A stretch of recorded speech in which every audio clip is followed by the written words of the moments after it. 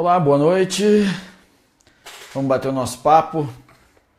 E eu estou aqui sem barba, com a cara inchada, porque resolvi parar de me preocupar com aquilo.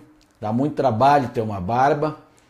E agora estou aqui de cara limpa e quero conversar com vocês a respeito da cobertura do jornalismo que em relação ao massacre de Las Vegas. O pessoal está chegando, Danilo, Haroldo Barbosa, meu amigo de infância, que é médico em Pomerode, a germânica Pomerode, que eu preciso ir lá dar uma volta para ver o meu amigo como é que está. Enfim, um abraço, Luísa, Rosana, legal vocês estarem aqui.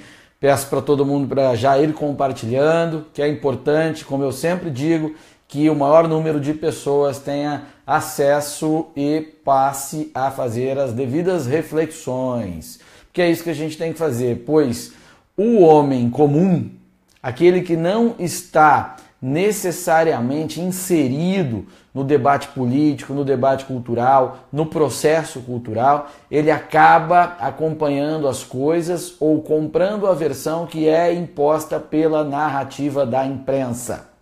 E isso é extremamente grave, porque a cada fato importante fica claro para quem acompanha que a imprensa não está mais preocupada com os fatos. Ela tem uma agenda própria que ela tem que impor.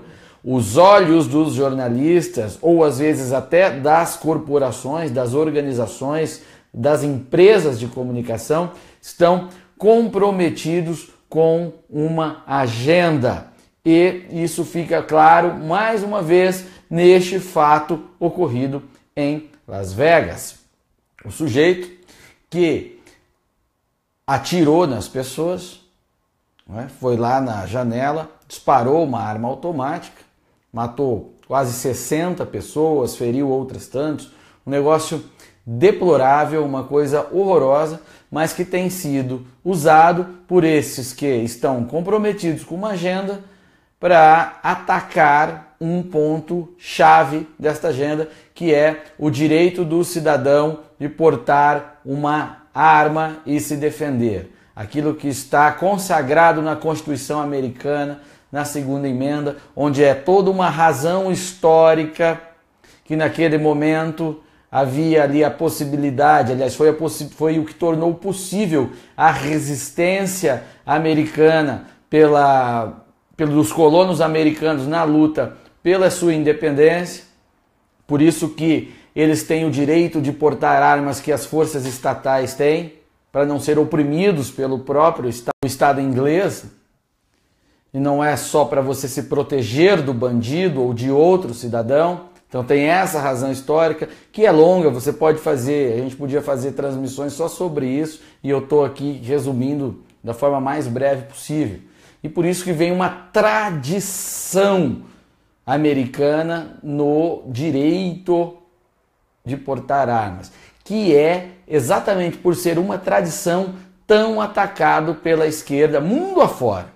Os esquerdistas do Brasil, país onde 60 mil homicídios ocorrem por ano, ficam todos alvoroçados quando acontece um fato como esse nos Estados Unidos, onde um sujeito, que não se sabe ainda se é um terrorista, o ato já é de terror, mas se é um terrorista ligado ao Estado Islâmico ou não, atinge a população, age de forma violenta e atinge a população provocando terror. Então eles tentam pegar este fato e colocar isso como um problema sistêmico, como se alterasse a legislação, como se nos Estados Unidos o porte fosse tão restrito quanto é no Brasil ou em outros países onde a segurança é caótica, esse tipo de coisa não ocorreria. E é uma extrema bobagem. Lei restritiva de direito não atinge bandido. Lei restritiva de direito não atinge marginal. Sabe por quê? Porque o marginal, por definição, ele está à margem da lei. Olha só que coisa interessante, né? Que difícil de entender isso. Ele está à margem da lei. Logo, qualquer lei restritiva de direito não o atinge. Então você dizer que um cara pega um rifle automático, que é inclusive de uso proibido desde 1986, segundo alguns portais por quais eu estava me informando, vai até a janela, atinge a multidão, dispara centenas, faz centenas de disparos contra a multidão, o sujeito vem, o analista diz que não, olha, se tivesse uma restrição ao porte de arma, isso não teria acontecido. Que bobagem! Talvez, se não existisse arma, ele jogaria uma dinamite, ele armaria outro meio. O cara que está disposto a fazer esse tipo de ação, ele consegue outros meios. Então não é essa a razão, mas faz esse fato uma inversão completa de sentido, de valores, e para fragilizar uma situação tradicional e aí impor uma agenda desarmamentista, canária e que não funciona de jeito nenhum. As leis em Nevada, que é o estado onde aconteceu essa situação, elas têm lá, a lei prevê algumas restrições, há registro na polícia, você não compra e simplesmente sai andando, e naquele condado, que é uma sub-região ali do estado, a restrição ao porte de arma é ainda maior. Então não tem nada a ver uma coisa com a outra, por mais que num primeiro momento pareça óbvio que foi devido a possibilidade do cara ter acesso à arma para fazer aquilo, ela não, na realidade não é isso que está por trás do fato. Há uma motivação, seja ela qual for, e que independente da legislação levaria ele a fazer qualquer outro um ato, seja ele como fez agora ou por outra maneira. Não é sistêmico. O sistema, que é, quando eu falo sistêmico nesse sentido, é todo o arcabouço legal americano, que em vários estados as pessoas podem portar arma, ele, na verdade, proporcionou que a sociedade americana viva uma situação de segurança que poucos países no mundo se igualam.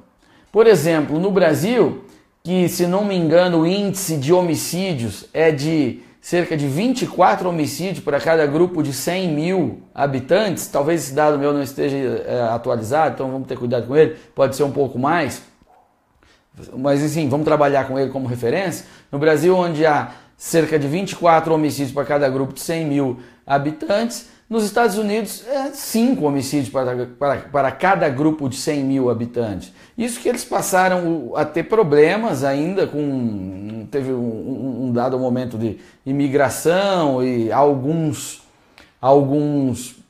estudos que mostram isso, e mesmo assim depois os índices caíram bastante quando várias regiões passaram a fazer menos exigências. Menos é Lula, né? Desculpa, não foi uma falha de fala, tá? Eu sei o que é certo e o que é errado nisso.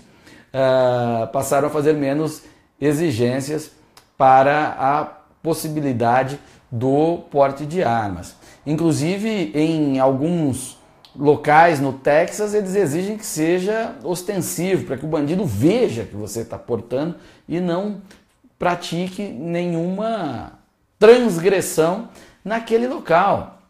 Então, na real, o que há, repito, é uma inversão de pega-se os fatos e tentam fazer disso uma oportunidade para a imposição de uma agenda que é a agenda desarmamentista. Se esses caras estivessem corretos, o Brasil seria uma maravilha, que aqui é um dos lugares de maior restrição legal ao porte de armas e a gente não consegue ir na padaria, comprar um pãozinho em frente à sua casa sem pensar em segurança. Note que no Brasil, todas as suas decisões, você que está me acompanhando, escrevendo aqui, continue escrevendo e compartilhando. Eu leio todos os comentários, tá? Logo depois da transmissão, eu leio todos os comentários, respondo alguns, mas eu leio todos, então saiba que você está sendo lido. Enfim, você tem todas as suas decisões do dia baseadas em critério de segurança. Onde você vai é seguro? Onde para o carro é seguro? Pegar ônibus a essa hora é seguro? Alugar um apartamento neste bairro é seguro? Comprar uma casa neste bairro é seguro? Matricular o meu filho nessa escola é seguro? E por assim vai. Trabalhar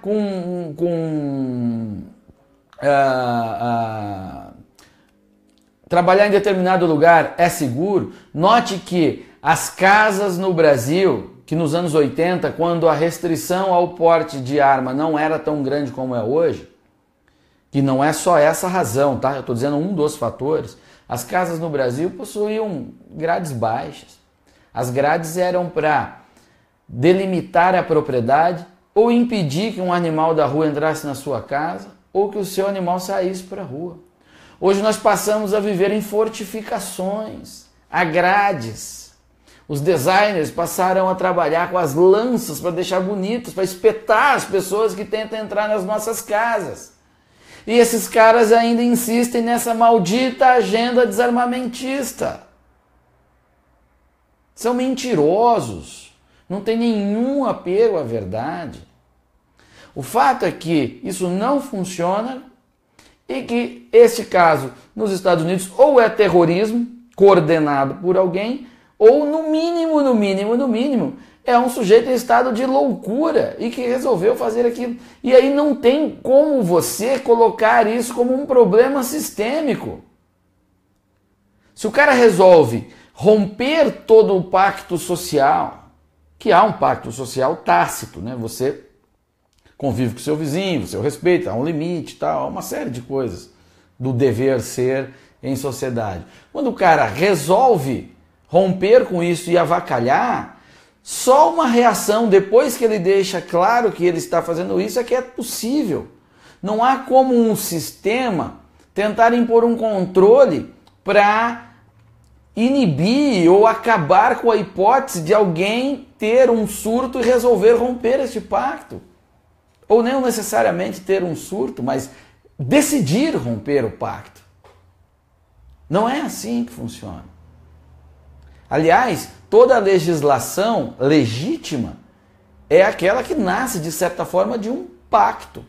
Ela encontra respaldo na realidade. É uma das definições bem rasteiras do que é fato jurídico, aquilo que é importante para o direito, que depois vira um fator gerador de legislação. Por isso que às vezes vocês veem, quando alguém faz uma lei bem idiota e ninguém dá a mínima, aí o cara fala, tem lei que não pega, essa lei não pegou. Por que essa lei não pegou? Porque ela não é ancorada num fato social, num pacto social, no pacto social, não tem relevância logo para o direito, então ninguém respeita e nem a fiscalização, seja lá a polícia, poder judiciário, seja lá o que for, não dá a mínima para ela, porque não é ancorada nisso. Então, todo mundo faz um acordo tácito com todo mundo, se a gente vive em sociedade. E a polícia, os mecanismos de controle, eles estão lá para pegar a margem que ousa fugir deste pacto, ousa romper com o pacto. Se todo mundo resolver ser bandido, não é a polícia que dê jeito, você pode ter um guarda por pessoa, uma sociedade que acabou, então não há mais o elemento sócio, que é estar junto, viver junto, conviver junto, dividir.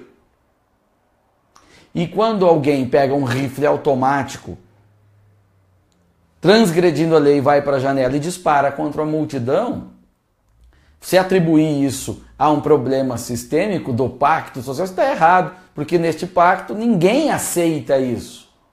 Todo mundo repudia isso. É alguém que está sabotando este pacto. Está contra ele. E aí, por isso mesmo, a polícia, assim que pôde, matou o canalha que estava fazendo essa ação. Não tem, repito, absolutamente nada a ver com a hipótese do porte de arma. Nada a ver.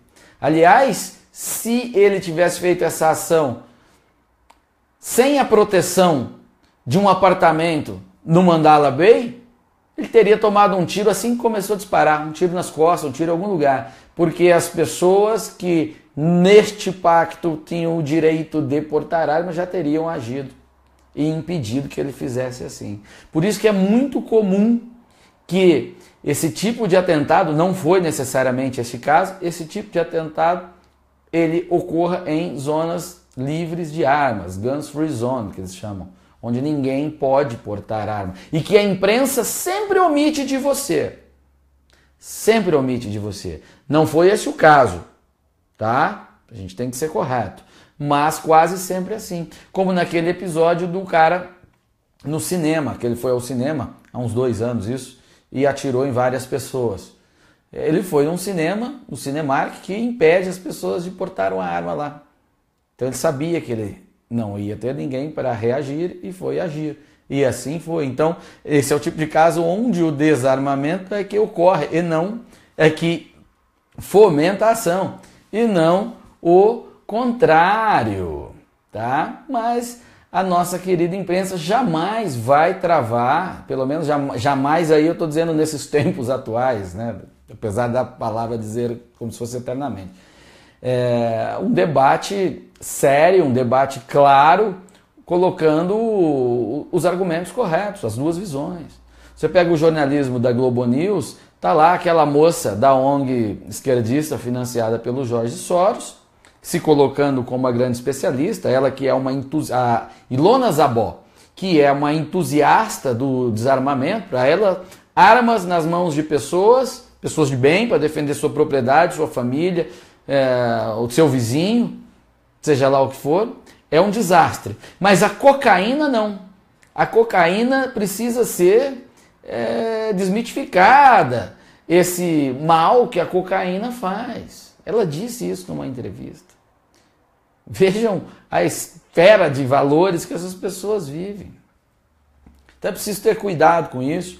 Recomendo a todos que procurem ler os artigos, o trabalho do Benê Barbosa, muitos de vocês já conhecem, e não deixem de denunciar e de escrever para esses veículos de comunicação que estão tentando impor essa narrativa que é simplesmente falsa.